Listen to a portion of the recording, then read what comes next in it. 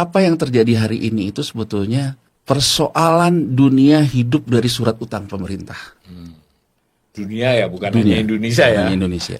Kalau spekulasi berlebihan, akhirnya kurang lebihnya. Nah ini nih yang penting kita catat hari ini, ya juga biar kita tahu sebenarnya dunia itu hidupnya dari kerja atau dari uang. Ketika Amerika Serikat itu sekarang kehilangan lapangan pekerjaan, karena memang investasi di lapangan pekerjaan berkurang, karena kelompok kayanya uang bekerja untuk dia, bukan usaha bekerja untuk dia. Di mana kemudian muncul konsep surat utang.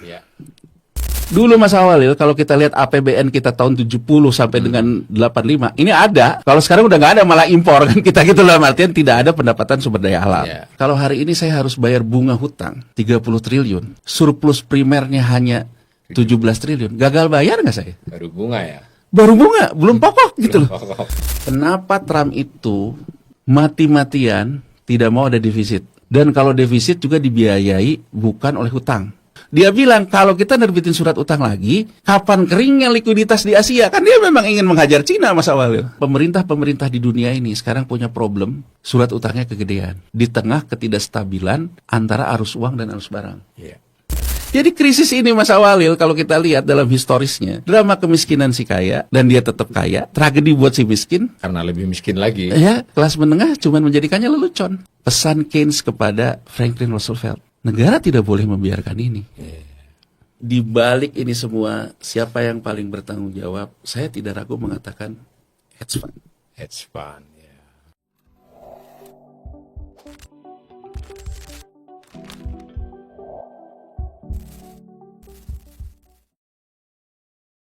Salam cerdas, Ibu Bapak, saudara-saudara yang saya hormati.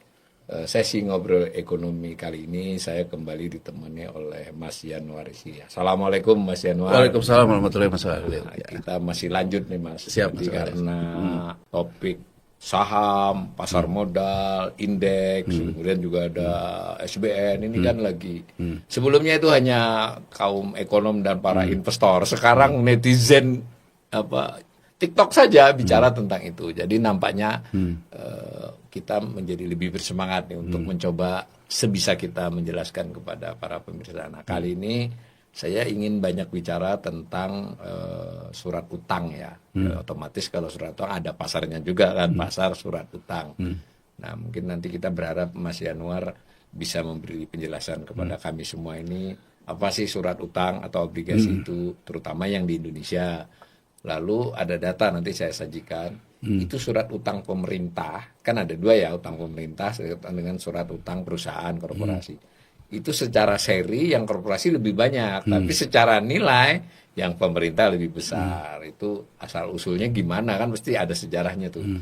Lalu bagaimana kita sering-sering disebut kupon ya, misalnya 6,5%, 6%. Ada juga yield kan, itu bagaimana. Kadang diartikan sama, saya lihat di media itu kadang kupon yang tercantum yield yang nanti tolong dijelasin. Lalu apa resiko bagi perekonomian ketika misalnya saat ini SBN sudah banyak dimiliki oleh BI. Ini kan tidak saya sajikan lagi datanya, udah berkali-kali kita di sini 26% dari SBN rupiah dimiliki oleh BI. Bank sedikit berkurang tapi masih di kisaran 10%. Itu ada resikonya enggak? Nah, bank masih banyak ya, berkurang sedikit tapi banyak masih. Lalu ada dana pensiun, dana asuransi. Nah, mungkin yang Mas Yanuar juga sering sampaikan di sini, salah satunya dari asuransi ini kan BPJS ya, itu punya banyak SBN, Sun lah. Lalu belakangan ini sejak ada Ray Dalio, jadi sebelum tarif Trump nih, waktu Ray Dalio juga kita sudah dengar hedge fund. Mas Yanuar juga sempat ngomong sedikit-sedikit di sini, tapi kelihatannya perlu sedikit penjelasannya apa sih hedge fund itu. Lalu ada soal hubungan BI rate dengan yield SBN, lalu ada US Treasury note dengan the Fed rate. Udah pernah kita bahas, tapi kan sempat saya tanyakan juga ke Mas Yanuar di forum off-air ya. Ini kenapa polanya agak beda dengan sebelum-sebelumnya? Misal, nanti kita lihat next. Nah, ini surat utang, nanti biar ditayang oleh editor ya, bahwa obligasi itu kan surat utang. Nah, surat utang yang dimaksud terutama yang tercatat di bursa ya. Kalau surat utang yang sendiri kan beda tuh. Nah, ada obligasi perusahaan, korporasi itu termasuk BUMN ya. Lalu ada sukuk ya, berarti ini SBN syariah. Jadi kalau Mas Yanuar ngomong sun tuh kadang-kadang yang beliau maksud termasuk sukuk sebenarnya kan. Jadi kalau disebut dua-duanya itu biasanya disebut SBN. Di SBN itu ada yang konvensional disebut Sun, yang syariah disebut Sukuk atau SBN syariah. Tapi kita dalam diskusi biasanya nggak bedain ya, kadang ngomong Sun, kadang ngomong SBN. Nah semacam itu. Ini ada juga efek peraguan aset, tapi ini salah satu aja. Kita fokus ke utang dulu, next. Nah ada keuntungan kalau punya surat utang ya berarti kan dapat bunga ya, dapat kupon, bisa capital gain kalau di trading kan kayak saham ya, waktu kita bicara saham dan seterusnya. Tapi kan ada risiko juga.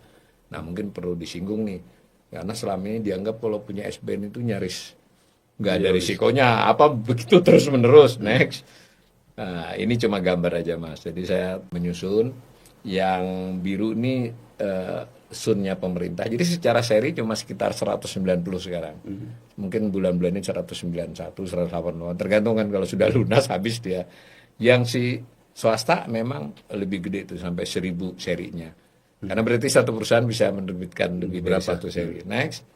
Nah ini catatan bulanannya sampai Februari. Cuman kan yang swasta cuma berapa ini? 473 triliun ya.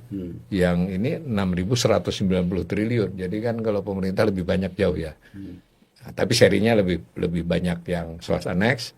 Nah ini hedge fund. Ini saya ambil dari mesin pencari aja. Ada yang disebut dengan hedge fund. Itu dibedain dengan reksadana. Nanti dijelasin aja kan. Pokoknya ini adalah suatu manajemen yang mengumpulkan dana, melakukan tindakan investasi termasuk trading ya. Nah tapi sejauh yang saya baca di Indonesia belum ada manajemen hedge fund-nya. Terus baru kita ngundang-undang Ray Dalio itu. Ya ternyata Ray Dalio ini investor hedge fund kan. Apalagi nanti. Nah, next. Nah, ini macam-macam. Ada macam-macam jenisnya. Tapi yang saya baca di itu 4 nggak ada yang surat utang. Jadi, apa benar hedge fund itu hanya beroperasi di ekuitas saja, apa bisa beroperasi di pasar utang ya, dan seterusnya. Nah, semacam itu. Prinsipnya nanti mudah-mudahan bisa menjelaskan semua itu. Tapi kita mulai dari yang simpel dulu aja, Mas. Bagaimana yang dimaksud dengan surat utang, baik itu pemerintah maupun korporasi, terutama di pasar modal Indonesia. Baik Mas Awalil, jadi sebetulnya seperti juga pernah kita bahas ya, pasar keuangan dalam hal ini pasar modal sebetulnya mensekuritisasi neraca, gitu ya. Jadi artinya kalau yang disekuritisasi itu modal, maka namanya efek saham. Kalau sekuritisasinya itu adalah hutang, efek hutang.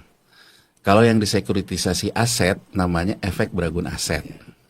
Ya. Aset yang dimaksud terutama piutang ya? Bisa piutang, bisa project juga. Oh, bisa project. Jadi juga, misalnya ambil contoh sukuk, nggak tahu ya sukuk ini udah jatuh tempo atau belum ya, tapi sukuk yang pernah diterbitkan oleh Indosat.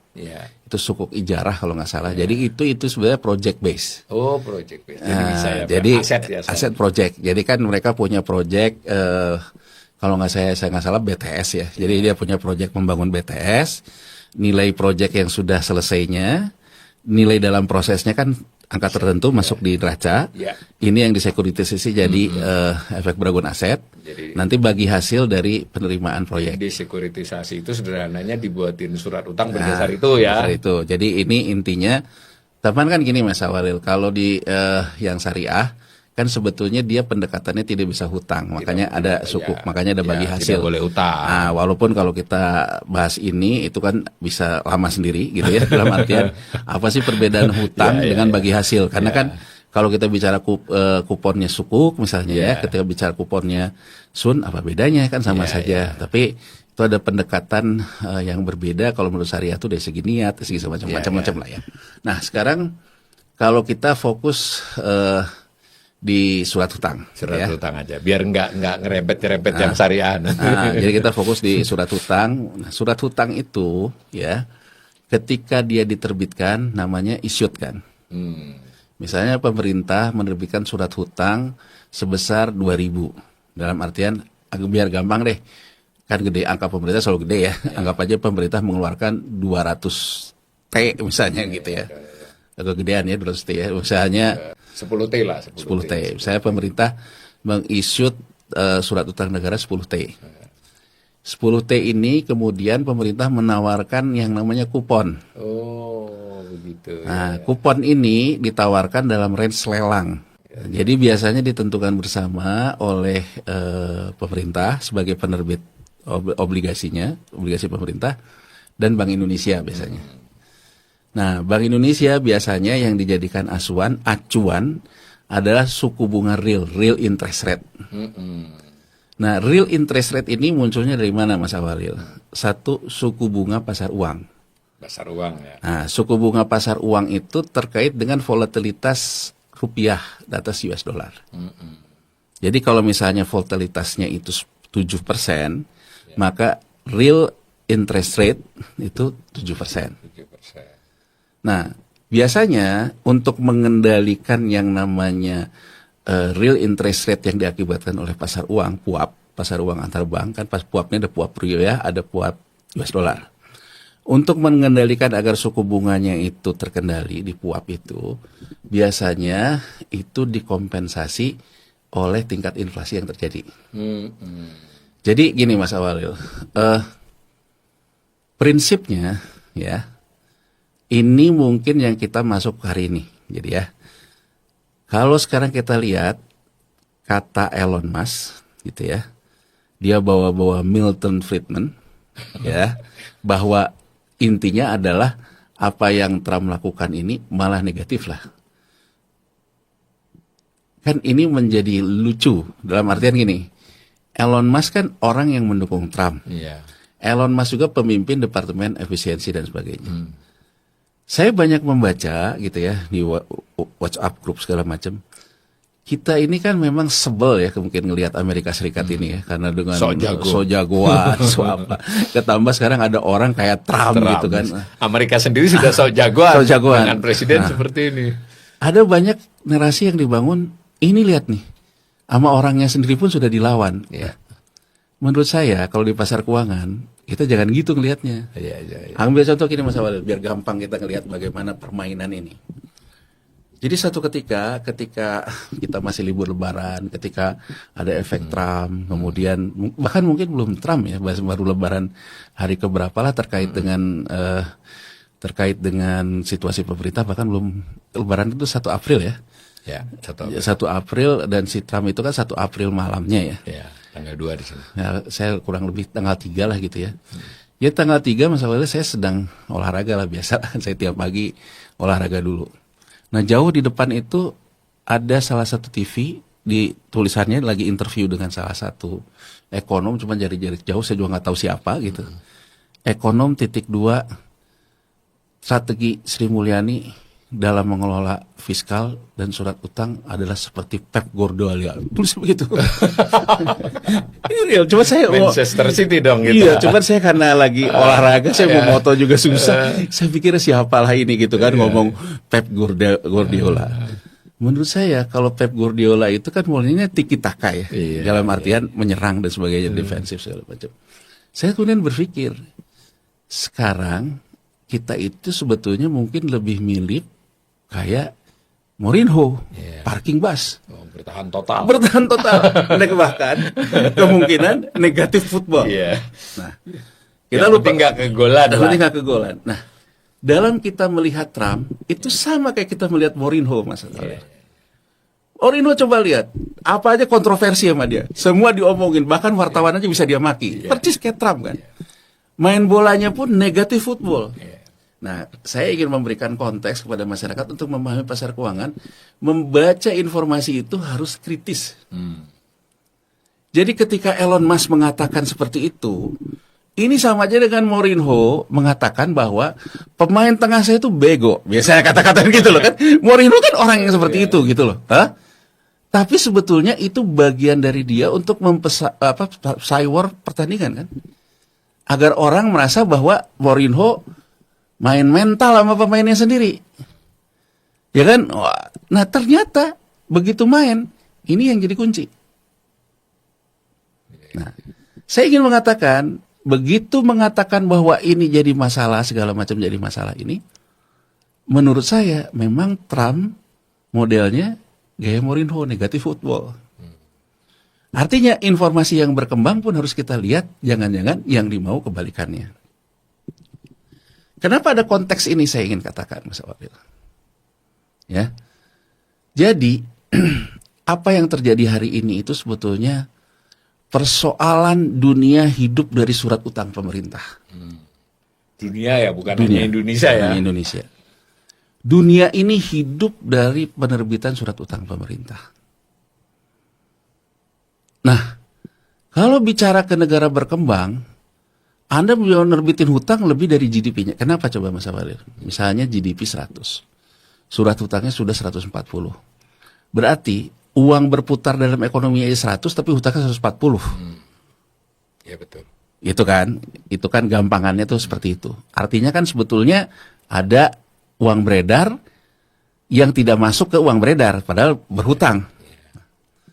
Sekarang kita lihat Mas Awalil, di mana sebetulnya kontekstual ini agar kita tahu persoalan hari ini tuh adanya di pasar surat utang. Ya, nanti itu akan ada kaitannya juga kita ngomong hedge fund ya. Jadi gini Mas Awalil, Milton Friedman yang dibawa-bawa oleh Elon Musk itu, ya kan sebenarnya gampang aja lah.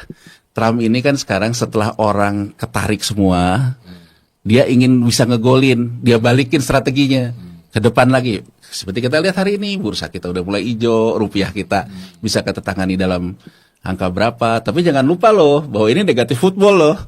Ya kan, jadi suatu saat ya kan, balik lagi. Nah, suatu saat dia juga bisa melakukan hal-hal tertentu. Nah, jadi maksud saya kita tuh harus paham di pasar keuangan ini ada yang disebut dengan bunga dibentuk oleh hitungan. Tadi ketika kita ngomong real interest rate, ada bunga yang dibentuk oleh persepsi. Sama ketika kita ngomong saham. Oke, ada fundamental. Nah, ada harga saham itu dibentuk karena fundamentalnya, harapan kita tentang masa depan, fundamentalnya berapa, di hari ini berapa, ditambah agio persepsi kita. Ya. Gitu ya. Ini mirip ya. Mirip. Kalau persepsi kita lebih besar dibandingkan kita menghitung fundamentalnya, maka kita ngegoreng saham namanya. Gitu kan, jadi artinya kan spekulasi berlebihan. Gitu ya. Sama juga ketika di pasar surat utang. Pertama kita hitung dulu fundamentalnya. Real interest rate-nya berapa? Ada di pasar uang antar bank. Nah, ini kaitannya. Kalau utang bayar bunga realnya berapa? Bayar bunga realnya berapa? Nah, kalau ekonomi yang sehat, real interest rate itu tidak ada selisih dengan inflasi realnya, Mas Alil.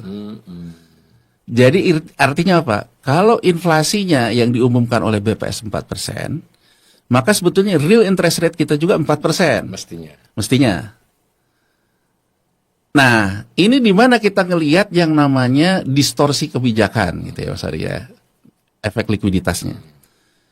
Fungsi BI rate ya, sebetulnya itu adalah ahead the curve untuk menjaga inflasi sesuai sasaran yang BI inginkan.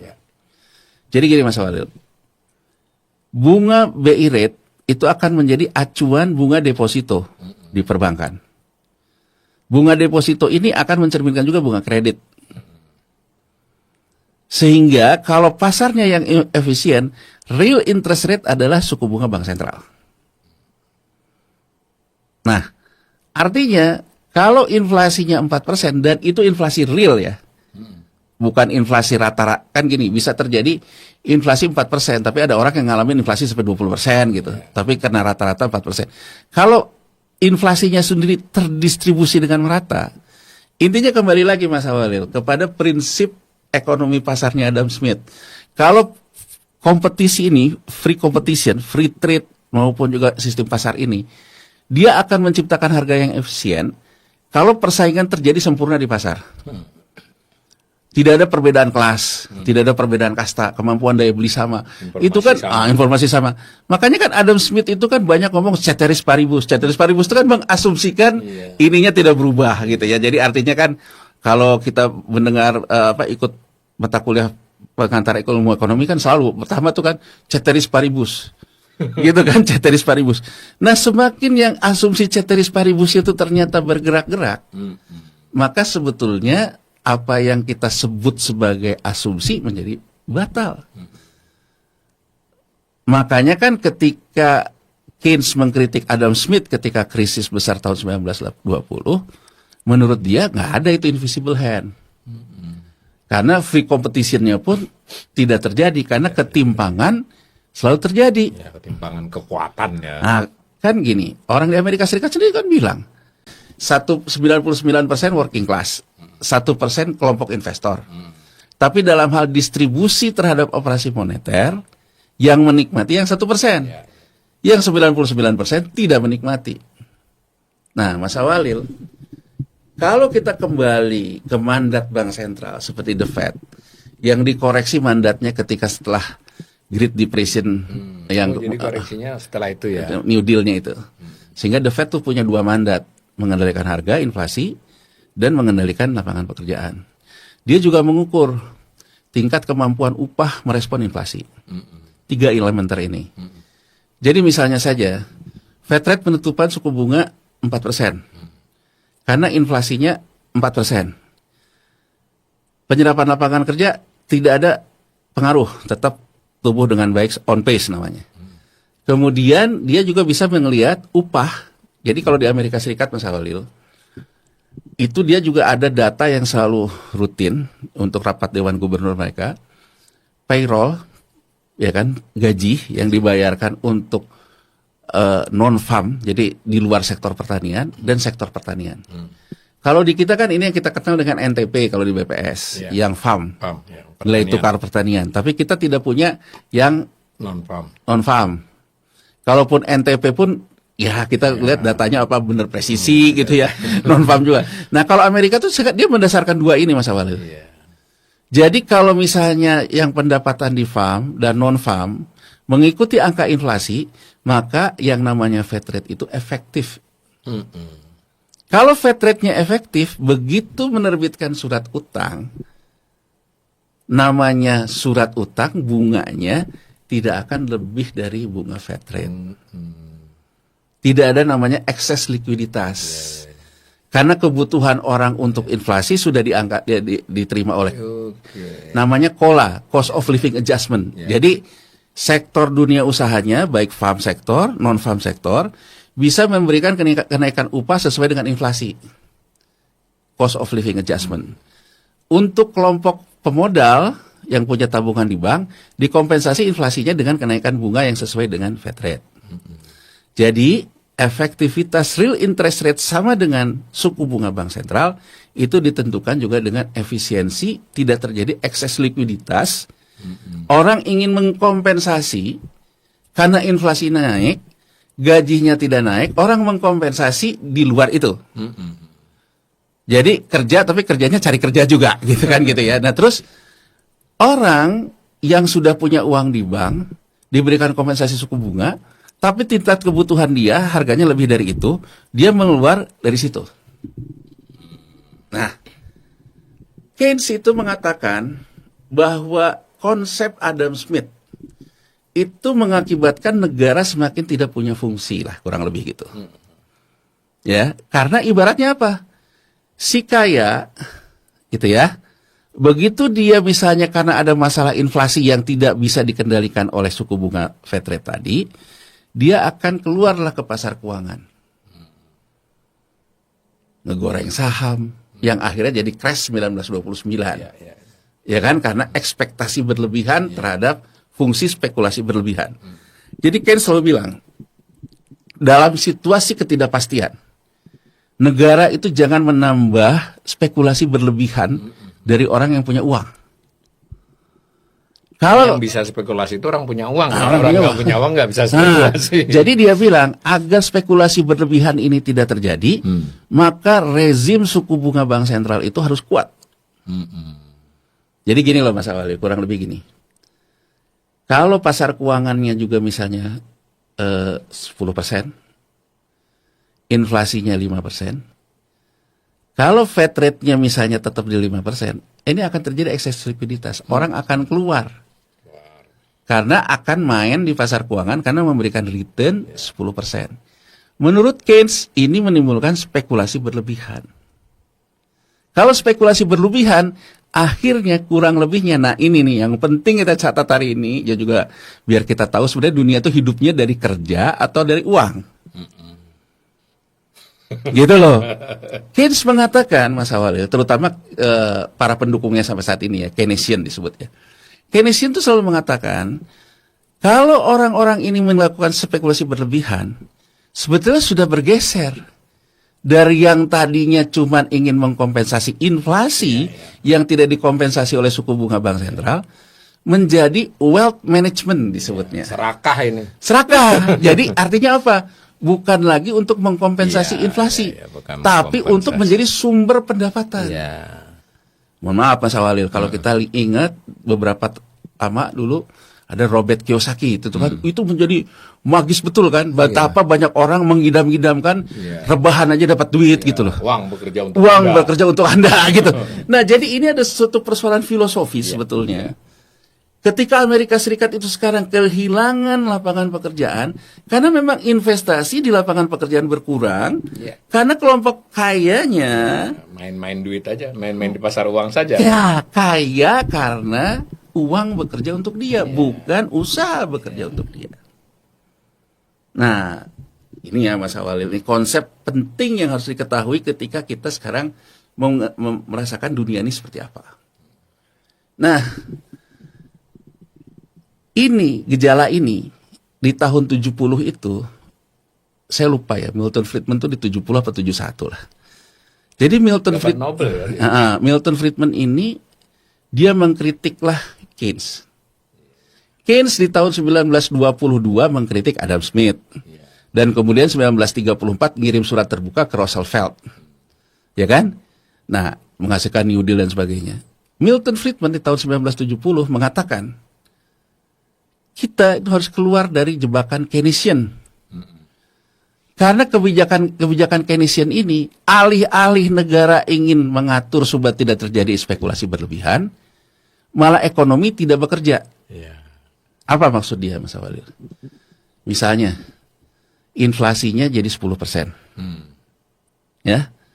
Karena semua harus dikompensasi oleh suku bunga bank sentralnya 11. Akhirnya ekonomi tidak bekerja karena suku bunga kreditnya juga di atas 11. Ya, nggak ada yang mau ngambil, sedikit. Menurut Keynes, udah biarin aja suku bunga bank sentral itu rendah saja. Nanti orang mengkompensasi inflasinya itu akan dari dia menggoreng saham kek, mendapatkan kupon dari surat utang kek, mendapatkan yield kek gitu. Dan satu kesamaan pendapat antara Keynesian dan kaum monetaris, Milton Friedman ini kan kemudian disebut kaum monetaris. Mereka sama-sama sepakat bahwa masalah perekonomian adalah inflasi yang hyperinflation. Oke, hyperinflation. Nah, hyperinflation. Tapi kalau Keynes meyakini hyperinflation hanya bisa diatasi, ya kan, ketika bank sentral menyerap semua uang di pasar dan bank sentral yang menyimpan uang itu sehingga uang itu tidak bergerak-gerak. Kayak kaum monetaris mengatakan kalau uang disimpan di bank sentral, ekonomi nggak ada tenaga, nggak ada likuiditas, nggak ada darah. Alih-alih ingin mengendalikan inflasi, malah yang terjadi adalah krisis likuiditas. Inflasinya mungkin Anda terkendali, tapi krisis likuiditas. Jadi gampangnya, Keynesian ini tipikalnya sentralistik, monetaris ini tipikalnya demokratis. Makanya kaum monetaris juga identik dengan demokrasi liberal. Kaum Keynesian rata-rata mengarah ke sosialisme, sosial demokrat seperti yang ada di negara-negara Eropa. Nah, sampai situ saya ingin menjelaskan konsep berpikirnya dulu. Di mana kemudian muncul konsep surat utang. Nah, timbullah pemikiran gini. Kalau yang namanya suku bunga bank sentral, itu dia menerbitkan instrumen yang namanya kalau di kita dulu SBI. Sertifikat Bank Indonesia. Yang sebenarnya sekarang diulang lagi dengan namanya SRBI, Sekuritas Rupiah Bank Indonesia. Pada dasarnya surat utang ya. Itu adalah sebetulnya Bank Indonesia menyerap uang dari perbankan, dia memberikan sertifikat deposito. Sama aja dengan kita sekarang ke bank, Mas Awalil. Ke bank, saya timpan deposito ya. Bank itu menjadi berhutang ke kita. Pernyataan hutang bank itu dengan menyerahkan sertifikat deposito ke kita. SRBI itu juga sama, perbankan menyerahkan uangnya, nanti SRBI itu adalah sertifikat. Di Bank Indonesia berfungsi banknya bank ya. Banknya bank, Banknya kan bank. menular ke sini. Nah, ini dengan konsep dengan penyerapan uang kayak gini, ini yang disebut oleh kaum monetaris. Uangnya stuck di bank sentral. Tidak beredar di Tidak perekonomian. beredar. Bank, begitu dia menerima deposito dari masyarakat, cost of capitalnya misalnya katakan saja 10, dia harus bayar. Sementara suku bunga bank sentralnya 11, ya saya lempar aja. Ngapain juga saya harus capek-capek mikirin kredit, mikirin segala macam. Ini yang dikritik oleh Milton Friedman dalam kaum monetaris. Alih-alih ingin mengatasi inflasi, tapi menyebabkan krisis likuiditas. Nah, kemudian muncullah pemikiran Mas Awalil. Kalau gitu kita mengkompensasi yang namanya ekspektasi berlebihan terhadap inflasi. Jadi gini loh Mas Awalil, inflasi misalnya 1%, tahun ini 2%. Jadi Mas Awalil tentu masih ingat konsep ITF, Inflation Targeting Framework. Apa itu konsep ITF? Konsep ITF adalah suku bunga bank sentral ahead the curve. Mendahului kurva ya. Jadi kalau sekarang trennya naik, bisa muncul persepsi di masyarakat inflasi di bulan berikutnya akan naik. Lagi, ya. Maka suku bunga bank sentral akan di atas suku bunga inflasi on the curve. Jadi inflasinya sekarang misalnya 4, tapi bank sentral akan membuat di 4,5 karena bank sentral merasa bahwa 4 ini akan maju ke 4,75 misalnya. Ekspektasi berlebih pasar terhadap inflasi yang akan ke 4,75, saya potong duluan. Jadi gini, sama aja dengan gini. Mas Awalil punya ekspektasi. Ekspektasi Mas Awalil inflasi kira-kira ke depan nih 4,7 bulan depan. Mas Awalil lihat bank sentralnya 4. Nah, ngapain deh saya? Mas Awalil akan melakukan tindakan spekulasi berlebihan kan melakukan transaksi keuangan, goreng saham atau segala macam yang akhirnya Mas Awalil akan mencapai apa yang Mas Awalil ekspektasikan. Nah, bank sentral yang disebut dengan Inflation Targeting Framework, yang disebut dengan memotong kurva duluan, Om Awalil, daripada Om capek-capek nyari return gini, kasih kami aja. Kami kasih 4,5%. Nanti akhirnya siapa yang main? Bank sentral. Untuk bayar bunganya ke Mas Awalil. Tapi ekspektasi inflasi dia bisa jaga. Itu namanya Inflation Targeting Framework. Nah, kemudian muncul pemikiran di tahun 70 ini sejak kemunculan Milton Friedman. Nah, kalau kayak gini ceritanya, kan sebetulnya beban biaya moneter bank sentral itu akan naik dan bank sentral seolah-olah menjadi bank investasi. Untuk orang mendapatkan nilai investasi. Itu kan bukan fungsinya bank sentral. Fungsinya bank sentral itu lebih kepada harus menciptakan lapangan kerja. Itulah kritik kaum monetaris. Muncullah Mas Awalil, oh kalau gitu kita harus punya instrumen moneter baru. Instrumen moneter barunya itu apa? Surat utang pemerintah. Jadi surat utang pemerintah ini diambil di bunga yang ada kuponnya. Kuponnya kira-kira sama dengan bunga real interest rate. Jadi gini kupon itu. Dengan penjelasan panjang ini, saya ke yang awal tadi. Kita terbitin 10T. Pemerintah Indonesia menawarkan ke pasar. 10T dengan range suku bunga misalnya 6,5 sampai 7,25. Lelang. Auction. Namanya book building, Mas Awalil. Jadi sama juga ketika saham, untuk membentuk harga awalnya itu ada proses book building di pre-IPO. Untuk menentukan harga IPO. Nah, di surat utang ini juga ada penyelenggara book buildingnya bank sentral. Ya, betul. Ya kan? Jadi ini ada tawaran dari pemerintah Indonesia. Pengen cari pengen cari 10T, range suku bunga 6,5 sampai 7,25. Masuklah yang namanya, kalau orang ngomong oversubscribe. Berarti yang ikut lelang 20T. Misalnya, berarti pemerintah oversubscribe hampir 100%, karena nyarinya 10, yang menawarkan 20. Suku bunga kupon kemudian ditentukan di mana? Kalau banyak yang masukin penawaran ini 6,5, ya kan? Jadi ada weighted average nanti Mas Ari. Jadi artinya rata-rata. Ketimbang rata-rata ketika pembagian itu nanti yang nawar 6,5 berapa? Yang nawar 6, ini berapa? Nanti ada weighted average, bunganya itu bunga hasil lelang berapa? Tentukan pemenangnya. Tentukan pemenangnya berdasarkan kuotasi dari yang masuk tadi. Nah, kemudian di mana menentukan batas bawah, batas atas bunga kupon? Bunga kupon obligasi ini ditentukan tadi. Kalau suku bunga bank sentralnya efektif, Sebetulnya Acuannya itu. acuannya itu suku bunga bank sentral itu akan jadi batas atasnya. Mestinya. Berarti harusnya 5,75. Batas atasnya. Ya, mestinya ya. Mestinya batas atasnya. Kalau efektif. Kemudian batas bawahnya. Itulah Mas Walil. Nah, Amerika Serikat dia itu kan berhasil menekan yang namanya inflasi di negaranya. Sehingga artinya apa? Fed fund rate-nya itu juga bisa mengikuti angka inflasi. Sehingga suku bunga kupon surat utangnya rata-rata 1%, 3%. Suku bunga kupon nih ya. 1 atau 2%. Kecil aja lah. Jepang juga sama Mas Walil. Jepang juga berhasil membuat suku bunga bank sentralnya rendah, inflasinya rendah, sehingga kalau mereka isut surat utang pemerintahnya suku bunganya juga rendah, kuponnya.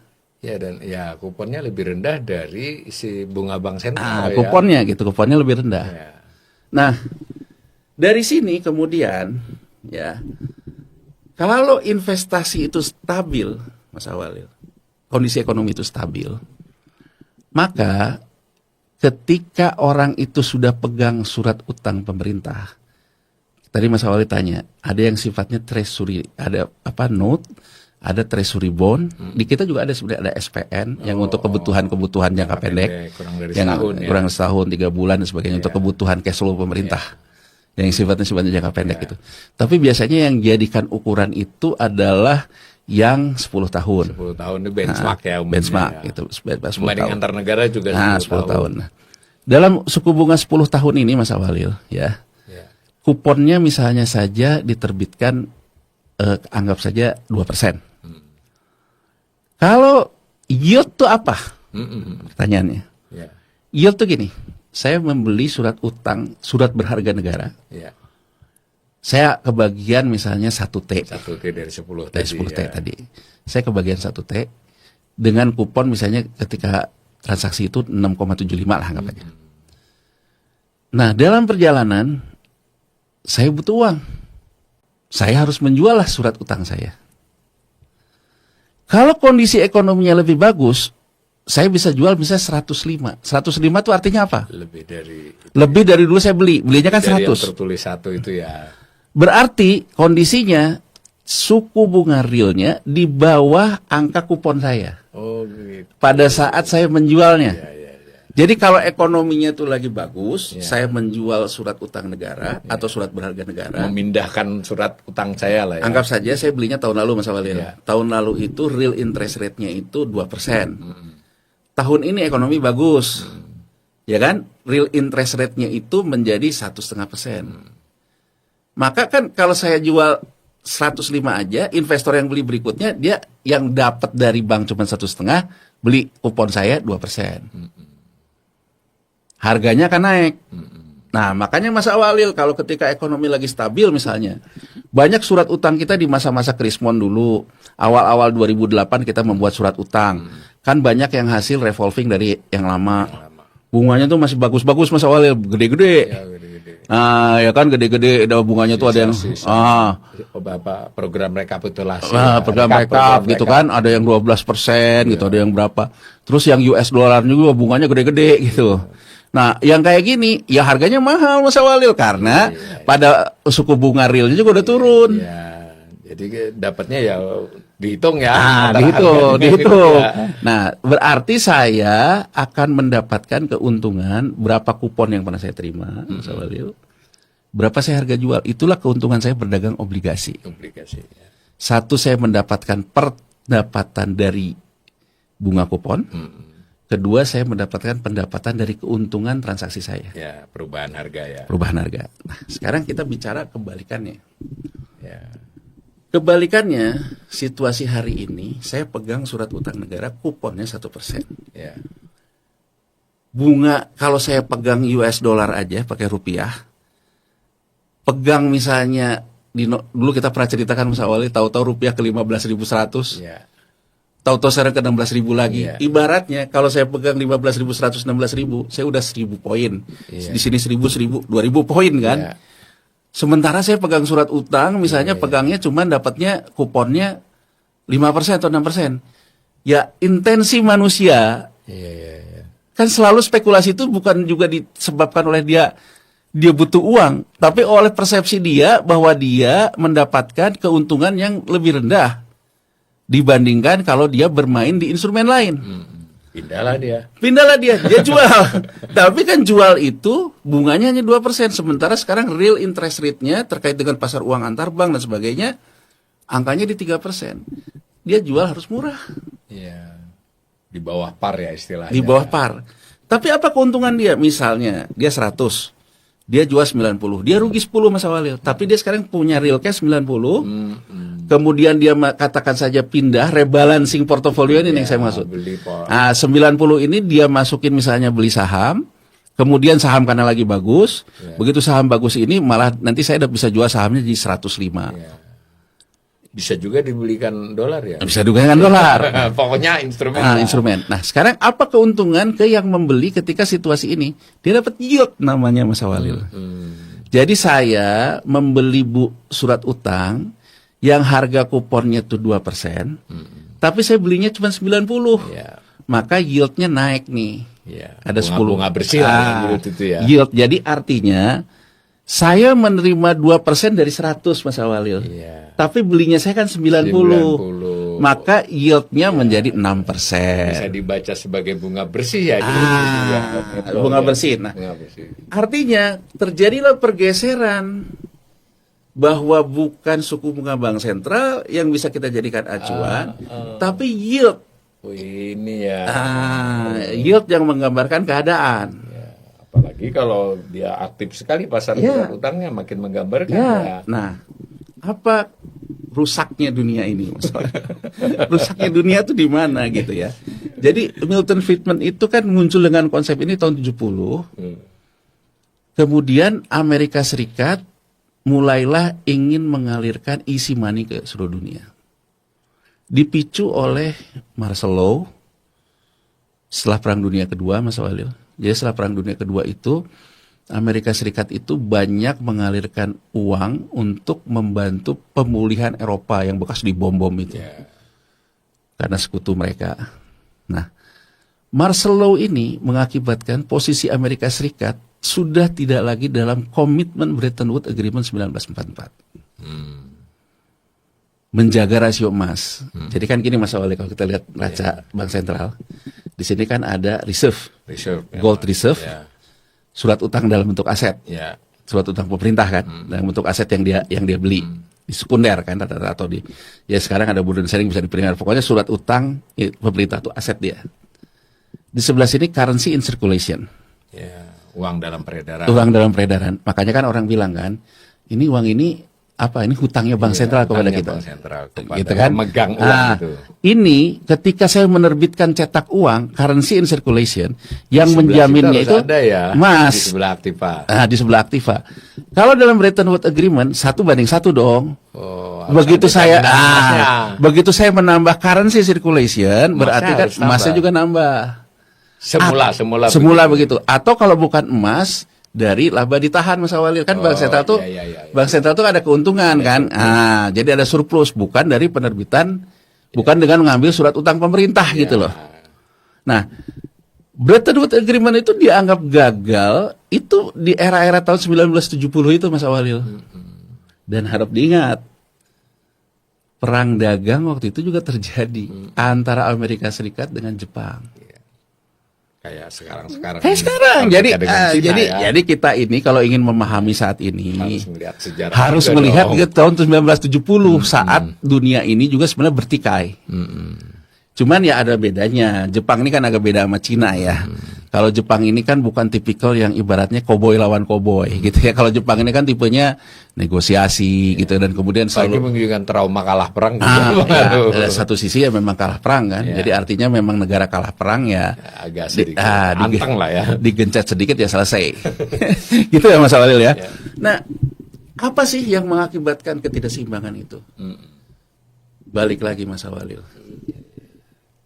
Sektor real tidak mendapatkan investasi ketika yang punya uang hidupnya dari uang. Ini sudah terjadi sejak 1970. Terlalu berlebihannya mendapatkan keuntungan dari transaksi pasar keuangan mengakibatkan sebetulnya kaum monetaris pun gagal mendeliver janjinya. Dia berjanji mengkoreksi Keynesian, karena kalau Keynesian dengan mainkan suku bunga mengakibatkan kredit nggak bisa jalan kalau suku bunga kreditnya tinggi. Lempar aja ke pasar keuangan. Tapi ternyata permainan di pasar keuangan jauh lebih gurih dibandingkan saya harus kerja keras bangun pabrik.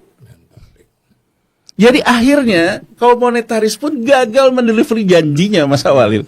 Bahwa artinya bahwa uang jangan dikekep oleh perbankan itu, biarkan mengalir itu agar ke sektor real, tidak terjadi. Yang terjadi sebetulnya apa yang ditakutkan Keynes juga, spekulasi berlebihan. Tapi kaum monetaris bilang ngomongnya ini namanya wealth management. Wealth management. Apa itu wealth management Mas Haris? Mas Awalil ya. Wealth management itu adalah ketika saya punya pendapatan lebih besar dari nilai inflasi. Jadi Mas Awalil nih, Mas Awalil dapat margin dari dagang ketoprak misalnya selama setahun. Ya, margin yang Mas Awalil dapatkan itu katakan 15%. Inflasinya hanya 5%. Mas Awalil punya wealth management 10. Ya. Nilai margin Mas Awalil dapat dikurangi nilai inflasi real. Maka Mas Awalil akan lebih sejahtera. Yang kalau kita lihat di dashboardnya The Fed itu disebut dengan net worth. Kekayaan bersih yang ditingkatkan. Menarik Mas Awalil. Kalau kita lihat datanya sejak tahun 1970 sampai sekarang, data residence di Amerika Serikat. Nah ini, kita nih memang kalau mau jadi monetaris harus lengkap datanya juga. Di Amerika Serikat itu lengkap Mas Awalil. Gaji non-farm berapa, gaji farm berapa, kemudian net worth rumah tangga berapa. Nah kalau kita lihat datanya, net worth-nya itu ternyata banyak ditimbulkan oleh naiknya rasio aset finansial yang dikuasai oleh kelompok rumah tangga di Amerika Serikat.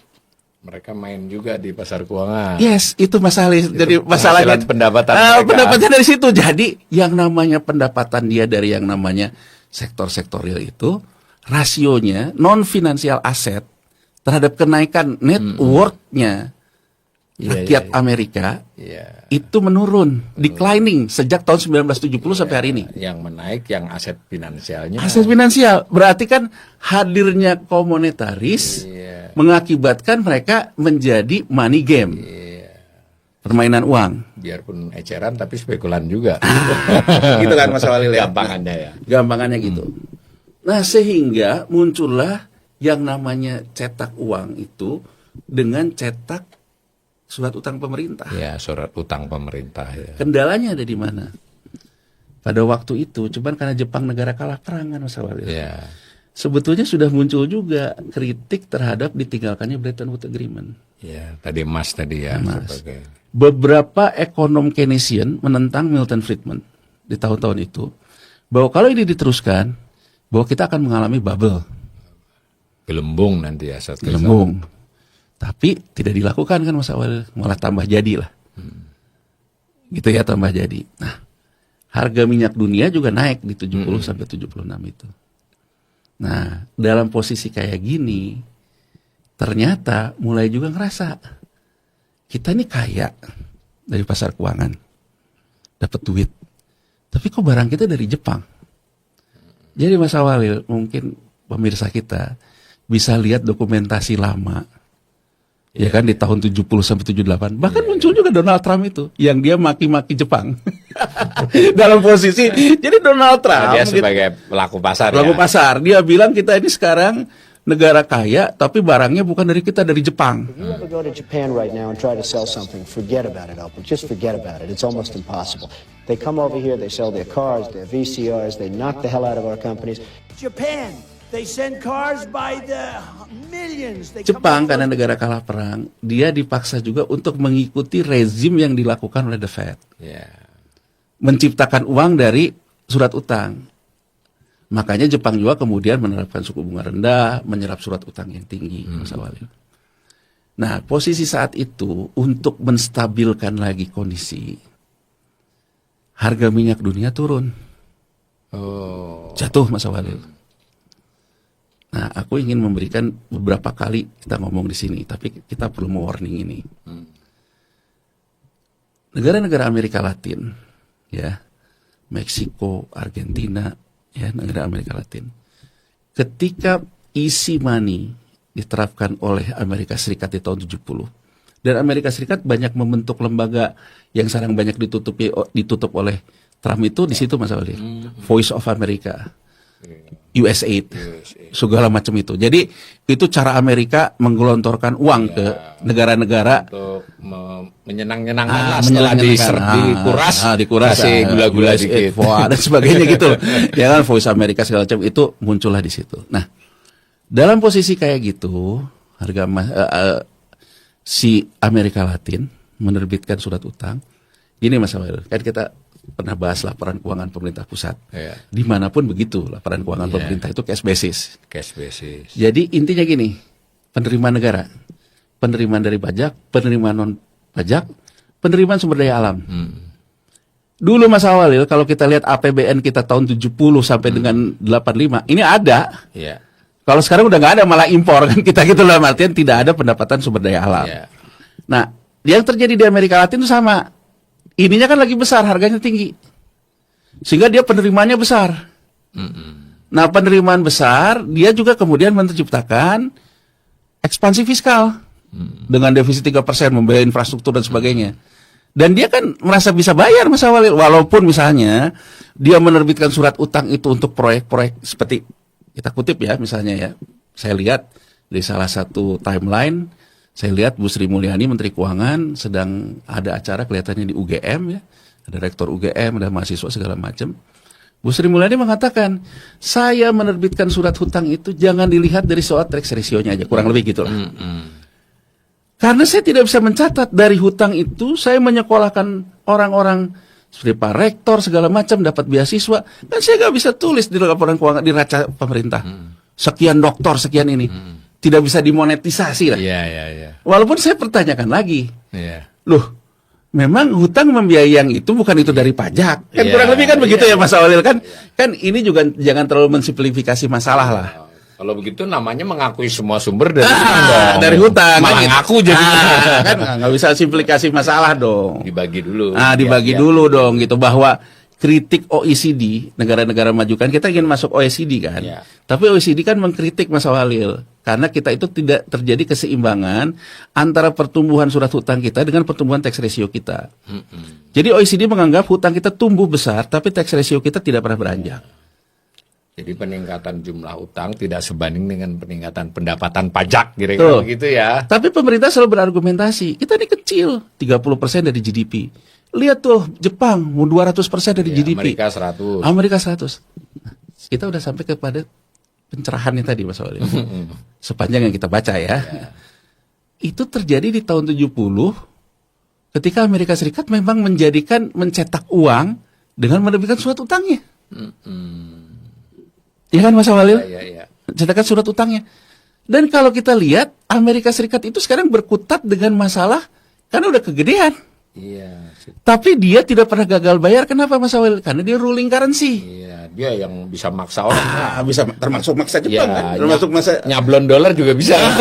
kasarnya kan gitu ya. Gampang. Karena kan kasarnya Ya, itu gampangannya seperti dia gampangan. ruling currency. Ruling istilahnya, currency. ya. Nah, pertanyaannya kan gitu ya. Artinya dalam kondisi seperti itu, kita lihat Meksiko tadi. Begitu harga minyaknya dibuat jatuh. Penerimaan negara dia pun shortfall jatuh. Ya, yang Amerika Latin ini ya. Amerika Latin. Shortfall, defisit ada batasnya. Jadi akhirnya kalau kita belajar dari kasus Meksiko, krisis Amerika Latin 1980, ukurannya bukan debt to GDP ratio, ataupun ukuran service ratio dari hutang. Kan angka kita semua bagus Mas soal ini. Tapi kepada akhirnya pertanyaannya, Anda punya uang nggak? Gitu loh Mas Awalil. Sekarang dan beberapa tahun ke depan. Saya misalnya Mas Awalil, saya bisa katakan saja. Saya misalnya katakan aja pejabat negara. Saya lapor LHKPN saya. LHKPN saya isinya rumah, tanah yang harganya naik terus. Uang saya mungkin sedikit aja. Ya Mas Awalil. Tahu-tahu kemudian kebutuhan saya mendadak meningkat. Kan saya tidak dengan mudahnya saja Menjual. menjual rumah, menjual tanah. Perlu proses. Perlu proses. Kalau dilihat dari wealth-nya saya wealth, saya punya aset banyak. Ya, aktiva lebih daripada pasifan. Aktiva lebih dari pasif. Lebih Wealth. daripada- Jadi saya ingin mengatakan rasio-rasio GDP, rasio-rasio service rasio itu kan membicarakan ini. Iya. Nah, apa yang terjadi di Meksiko? Begitu penerimaan negara turun, cash flow problem, dia tidak bisa bayar bunga. Iya. Kemudian tidak bisa bayar utang pokoknya. Iya, tidak bisa tiba-tiba bayar dengan tambang kan? Ya. Ya, asetnya. Mas Walil, saya coba kita lihat deh datanya. Iya. Datanya itu pertama kali itu trennya di mana coba? Penurunan surplus primer. Ya, keseimbangan primer. Saya ingin kita lebih baik kita terbuka membicarakan masalah bangsa ini Iya. dibandingkan kita mendenial Iya. yang kemudian pada akhirnya kita tidak bisa memitigasinya. Iya. Mas Awalil, saat ini tidak ada Trump. Iya. 2024 tren surplus primer kita udah turun, Mas Awalil. Memang masih surplus tapi kan turun. Yang kemarin disampaikan Menteri Keuangan di acara Saresehan, tinggal 17 triliun surplus.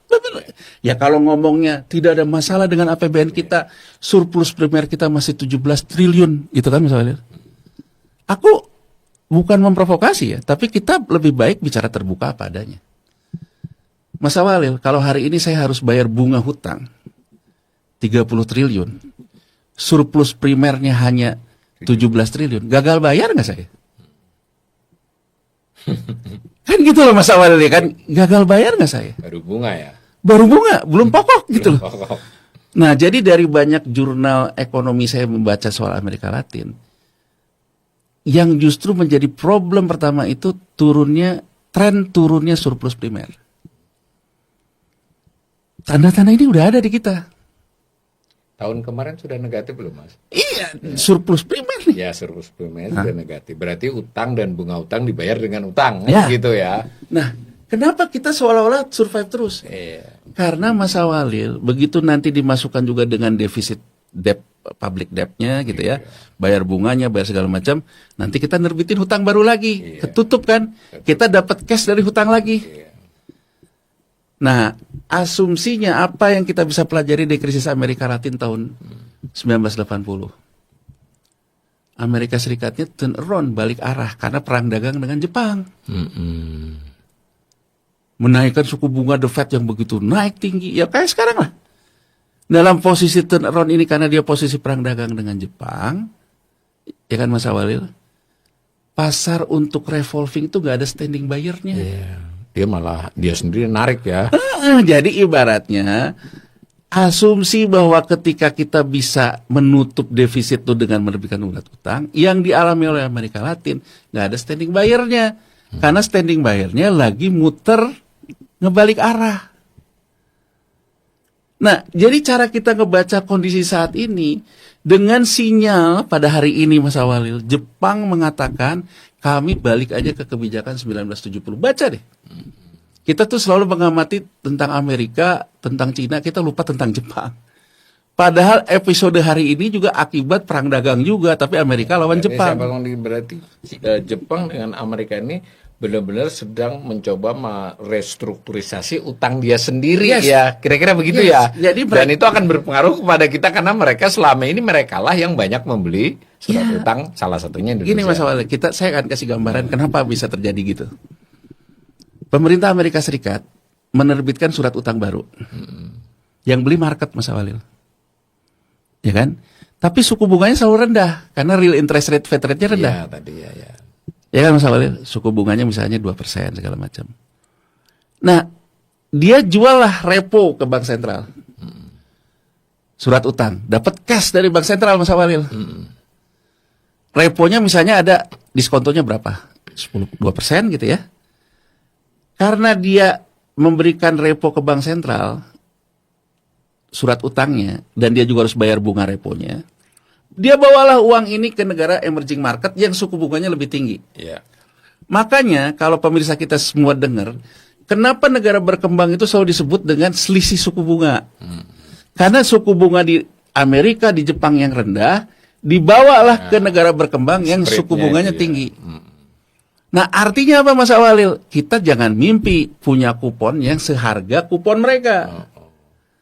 Karena Betul. uang yang masuk itu dari uang dia menggadaikan Iya, iya, iya. surat utang di negara maju yang bunga dasarnya sudah ada itu jelas akan Jadi lebih duit besar. yang dia bawa duit utang juga ke Duit sini. utang juga itu yang bisa menjelaskan gitu Iya, ya. iya. Kenapa ketika Amerika Serikat dengan Jepang lagi menormalisasi Ya, neracanya, mengurangi beban transaksi hutang, seperti inilah ya. melalui transaksi seperti ini, berarti tidak ada penerbitan surat utang Iya. baru, uangnya kering, Mas Awalil, nggak Iya, ada standing ada. buyer-nya. Ya, jadi ini satu kuncinya ada tren untuk menuju kekeringan likuiditas di Kekeringan pasar global. likuiditas, pasar global. Coba aku kasih gambaran.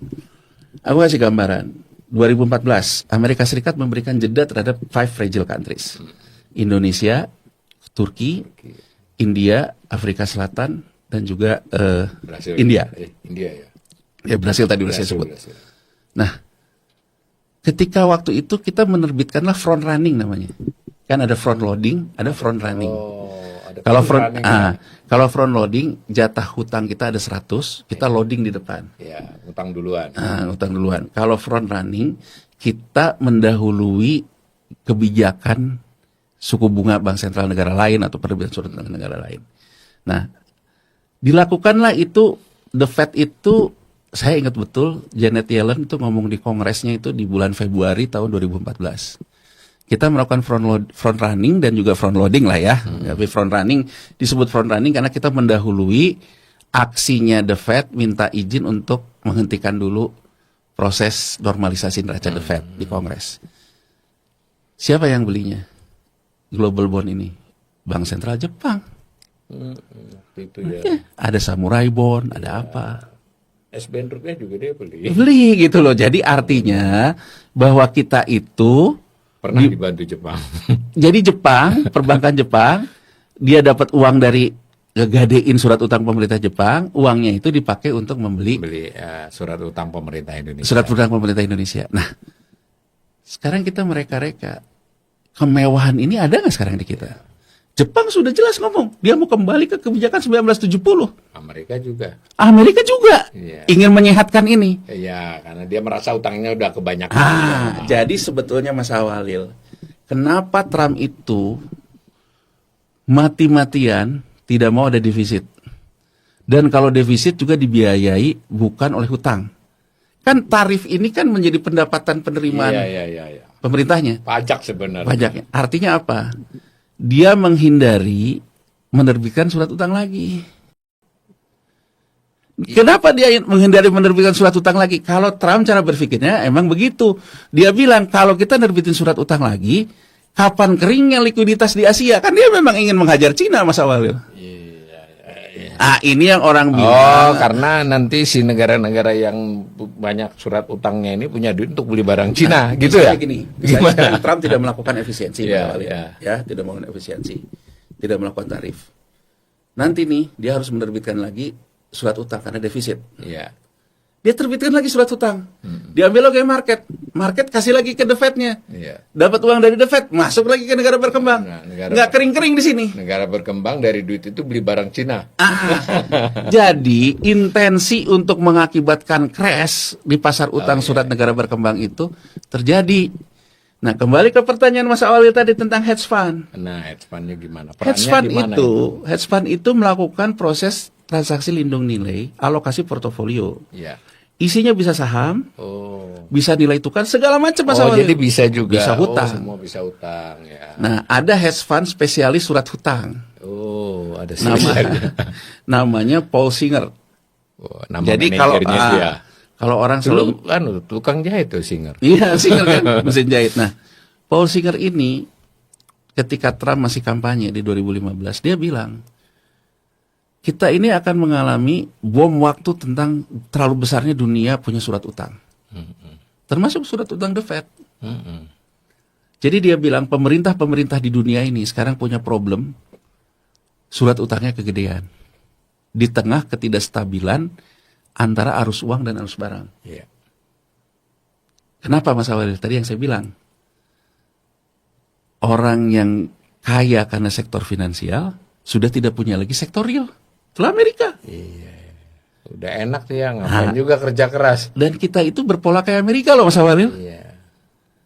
Berpola kayak Amerika loh. Deindustrialisasi sudah terjadi sebelum ada kebijakan tarif Trump.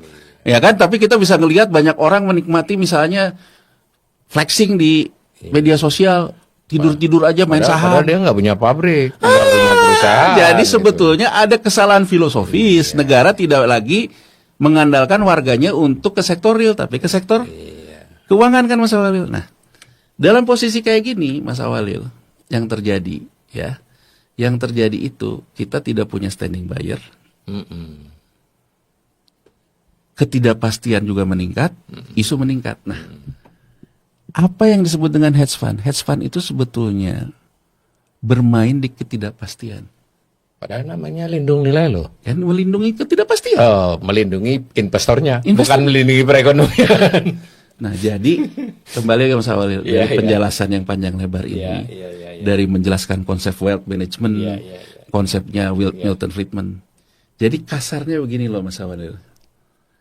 Ada orang mengelola dana, orang kaya, dia memberikan return melebihi kalau orang kaya itu berbisnis. Iya. Aku ambil contoh. Iya, betul. 2023, ya, hedge fund secara rata-rata memberikan keuntungan 5,7%.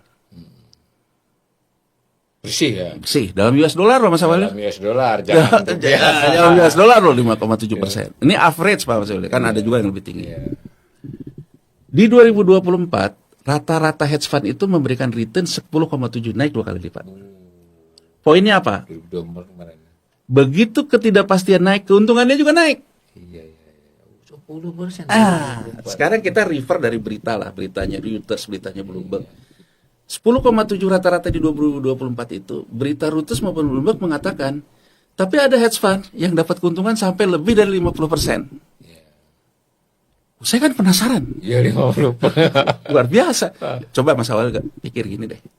Mas Awalil orang kaya. Mas Awalil jual deh pabrik tekstil Mas Awalil. Iya, masukin ke hedge fund saja. Masukin ke hedge fund, nggak usah pusing mikirin THR, nggak usah pikirin apa. Mas Awalil bisa dapat 50%. Hedge fund ini nasabahnya sedikit jumlahnya, nilainya yang gede. Nah, jadi saya ingin menggambarkan ada tendensi juga orang membangkrutkan perusahaannya. Asal ada sisa likuiditasnya. Ada sisa likuiditas kemudian menjadi model uang bekerja untuk saya, ditaruhlah di hedge fund.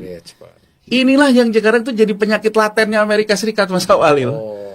Penyakit latennya Amerika Serikat ini menyebabkan apa? Tapi kelompok yang tadi saya bilang 99%, the working class-nya semakin gak punya pekerjaan. Itu yang mau dibalik arah oleh Trump ini ya? Iya, gitu Kalau dilihat loh. begini baik dong Trump. Ya memang Baik begitu. buat Amerika. Kan dia selalu bilang, sekarang dia kalau ngomong ke dalam kan bukan make American great again, tapi make American wealth again. Sejahtera lagi. Sejahtera lagi lah, sehat lagi. Sehat dulu. Nah artinya kan sebetulnya problem ini diakibatkan oleh ekses likuiditas tadi. Iya. Nah, kalau gini ceritanya Mas Awalil, sekarang saya ambil contoh. Saya ingin membangun lagi keseimbangan antara uang dengan sektor real. Ya kuncinya di situ ya. Sekarang Mas Awalil, emang saya bisa jadi Aladin. Ya. Saat ini juga saya pengen punya pabrik tekstil, hari ini juga harus ada di Amerika Serikat. Ya. Nah, inilah muncul yang namanya hostile takeover. Hostile takeover ya.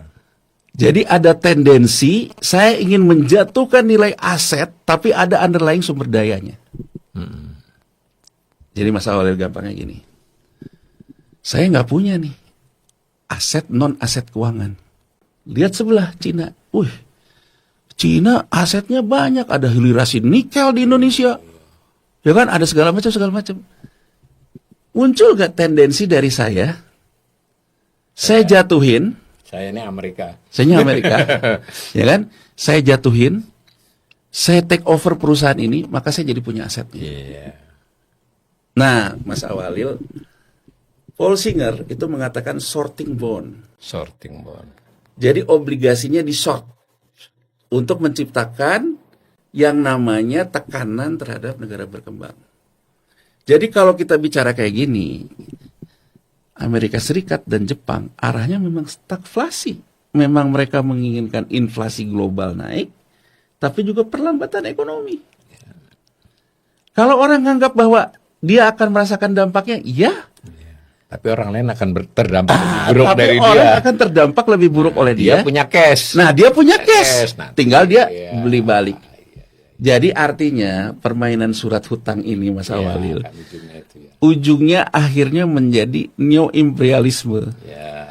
Jadi artinya apa? Negara mengendalikan negara lain dengan pasar surat utang. Ya. Negara maju menerbitkan surat utangnya. Dari surat utangnya ada uang. Uang ini dipakai untuk Ya.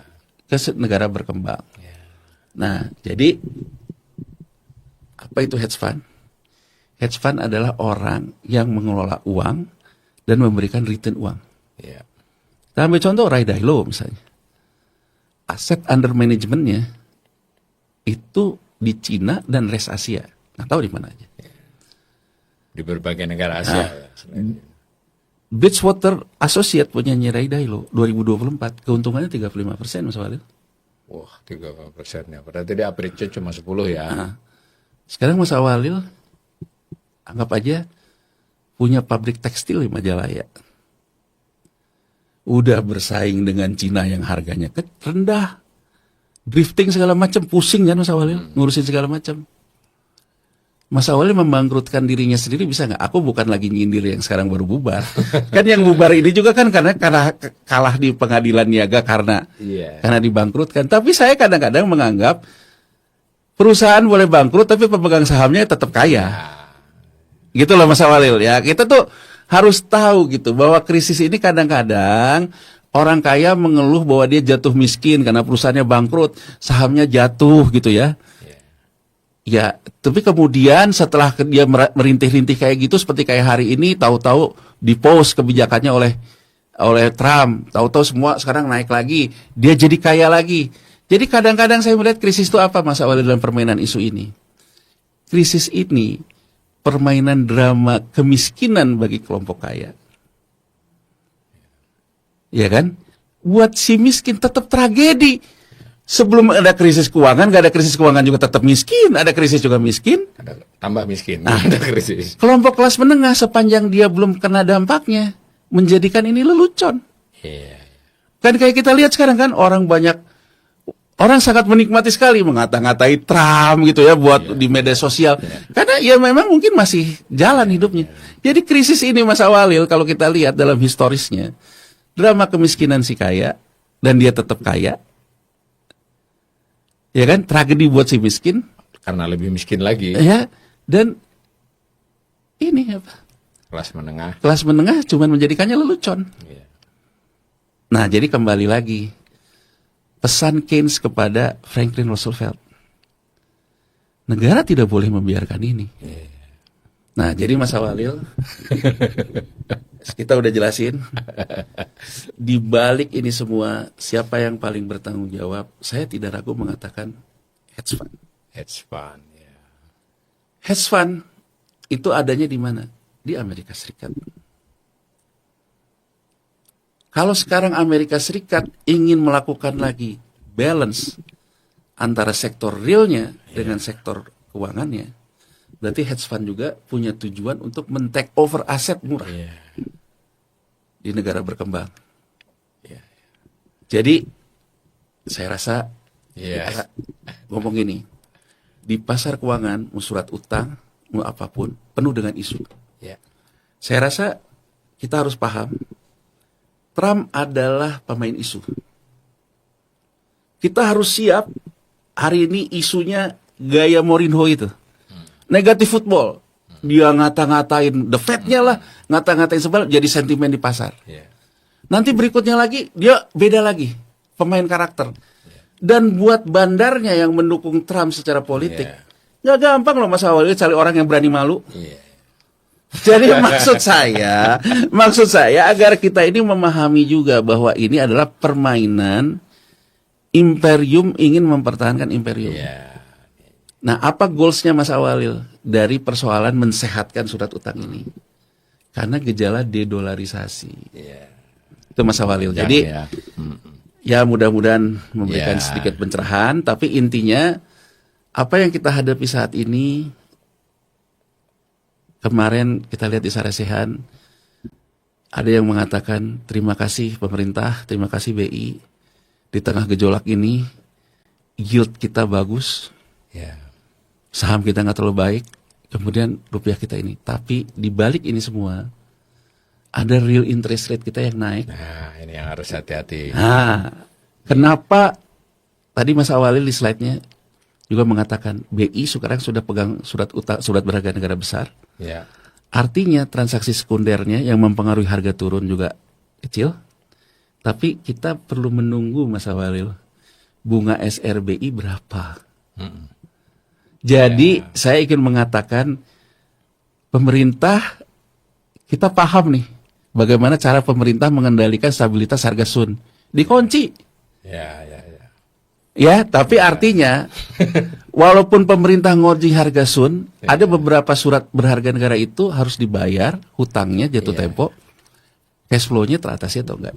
Tadi sudah diingatkan Mas, kita tidak mengkritik penjelasan Ibu Sri Mulyani sebagai pribadi, ya kita melihatnya konteks kebijakan.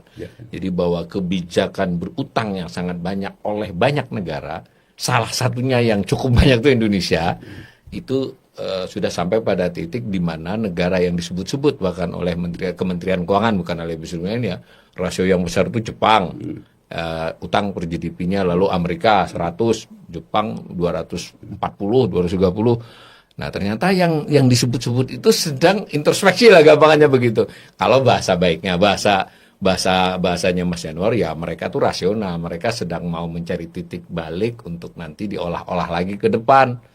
Nah, kita ini kan ternyata juga punya masalah yang sama. Maka salah satu yang krusial dari perekonomian di beberapa belas tahun terakhir, malah tadi dari 70 mulainya kan. Nah, di sini meningkat lagi. Dari tahun dulu pernah mengalami masalah beberapa negara ya lah, seperti Ya, karena Brazil. harus diingat juga Mas Awalil, ketika Amerika Serikat melakukan kebijakan turnaround itu tahun 80, penyesuaian lah ya. dia juga bukan memaksa dalam tanda petik, membuat negara-negara OPEC membeli surat utang pemerintah Amerika Serikat. Jadi negara OPEC kan yang turun harga minyaknya diganti oleh peningkatan harga yieldnya. Hasilnya. Dari utang. Nah, ini yang nggak pernah selesai sampai hari ini, Mas Awalil. Jadi ini sudah mulai ada upaya untuk balancing ulang lah, dan itu kebetulan saja Trump ini figur yang hadir pada waktu yang tepat nih, dibutuhkan yang kayak gitu di Amerika. Tapi tentu di belakang kita tidak bisa melihat Trump sendirian. Tadi penjelasan Mas Yanuar mengajak kita melihat dari kaitannya dengan tidak hanya surat utang, sesi kami sebelumnya juga bursa saham ya. Ini semua adalah soal likuiditas dunia. Nah, yang penting kita harusnya sebagai sebuah negara itu membaca arah ini, lalu memitigasi. Nah, dari beberapa obrolan kami di sini memang ya kalau boleh ya kita ingin katakan nampaknya pemerintah belum terlalu siap untuk melihat arah baru ini kan. Sadar.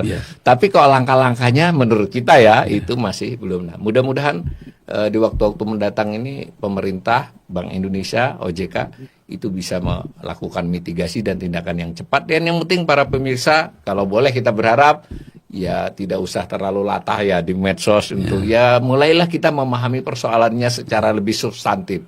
Kalau sekali-sekali ya yang namanya medsos kan buat main-main boleh saja, tetapi jangan melihat ini adalah kegilaan Trump. Ini adalah persoalan cukup serius dari sisi perubahan. Ya, lebih baik kita memikirkan bangsa kita. Nah, kita harus melakukan dengan itu. Karena kalau kita mau ngomentarin Trump, memang Trump begitu. Tapi apa gunanya buat kita? Kita mau apa? Begitu ya, mudah-mudahan bangsa ini bisa melewati masa-masa sulit ini. Dan kalau bisa kita tetap akan bangkit kembali di masa-masa mendatang. Amin.